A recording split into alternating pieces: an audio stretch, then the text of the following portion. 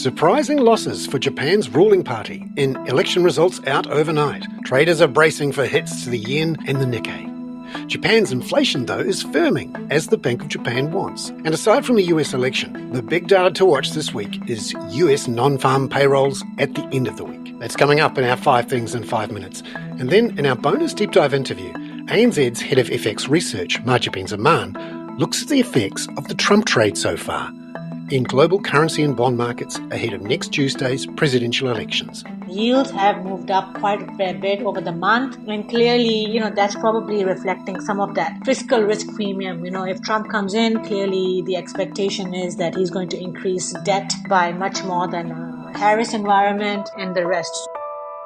But first, in 5 and 5 with ANZ.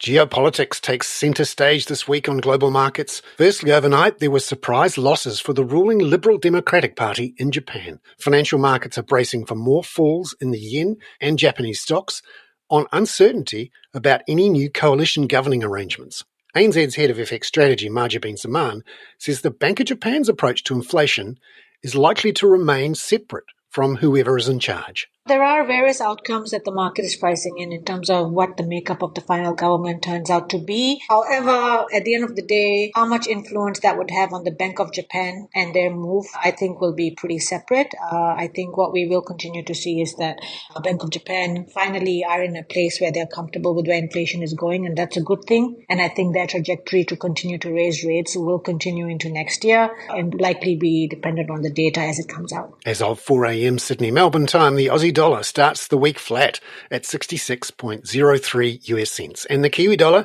is down 0.15% at 59.79 US cents. Number 2, Japan's relatively weak economy was a factor in the poor election results for the ruling party. Data out on Thursday showed Japan's manufacturing sector sagging, along with export orders.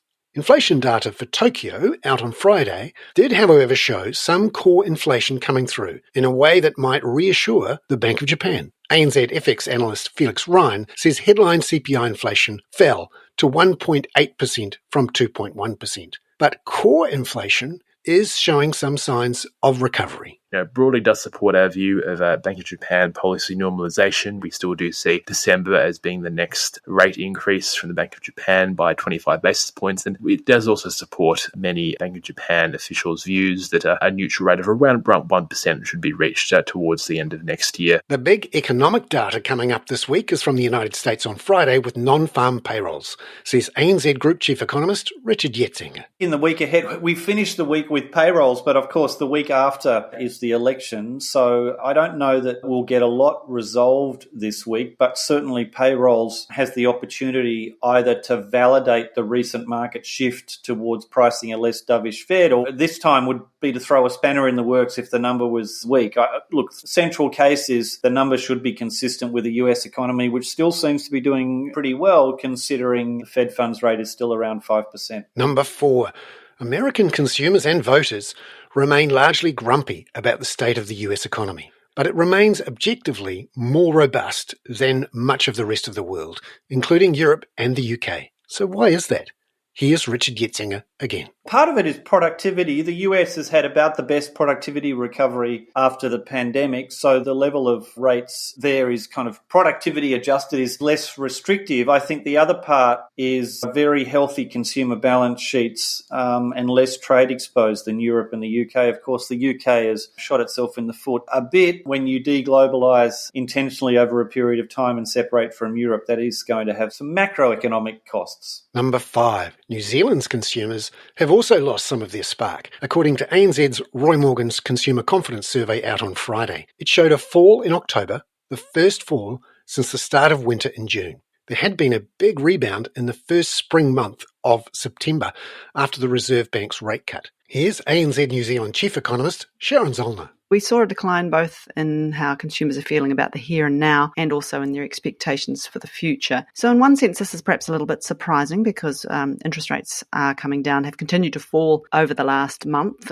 quite markedly actually, with the Reserve Bank now in easing mode. And traditionally, falling interest rates have been good for the consumer, given in aggregate they are indebted. But at the same time, the labour market is continuing to deteriorate. The labour market lags activity by about 6 months. So we're in one of those situations situations where things are going to feel worse before they feel better. Even though it is looking like activity might have perhaps turned the corner and be on the up, it's going to take a while for that to feed through into the likes of job security.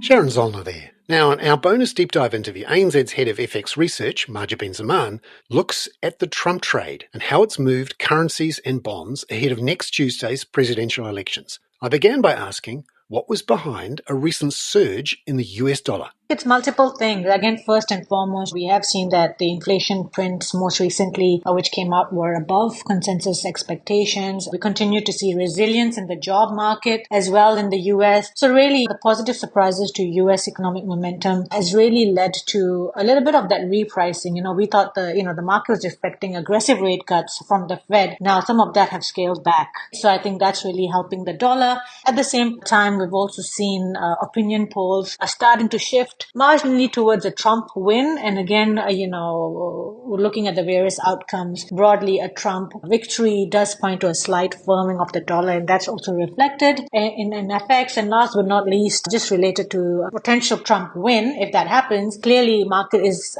pricing in higher yields as well. And yields have moved up quite a fair bit over the month. And clearly, that's probably reflecting some of that fiscal risk premium. If Trump comes in, clearly the expectation is that he's going to increase debt by much more than Harris environment and the rest. So again, yields are helping the dollar as well. And just finally, the Australian and New Zealand dollars. What is the risk for movement for the Aussie and Kiwi dollars versus the US in the next week or two as we head into the election? In theory, if the Trump trade bets on higher interest rates and higher currency, that would see the Aussie and Kiwi fall. But what's your view on that Aussie and Kiwi side of the pair? I think we have to separate two of them and look at them differently. First and foremost, yes, we have seen USD strength, which has obviously weighed on both Aussie and Kiwi. However, I think, again, the Australian story is a little bit different. We've got a very hawkish or relatively hawkish RBA here.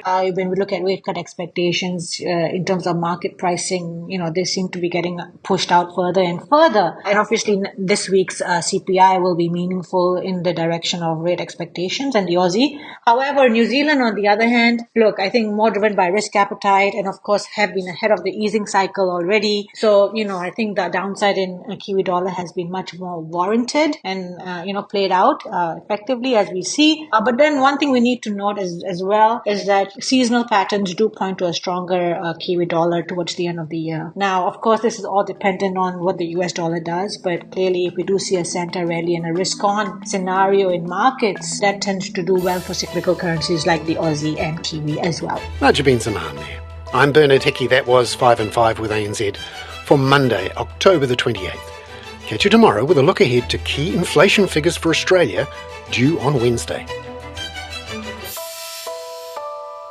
This podcast contains general information only, not investment advice. You should obtain advice for your personal circumstances before making any investment decisions.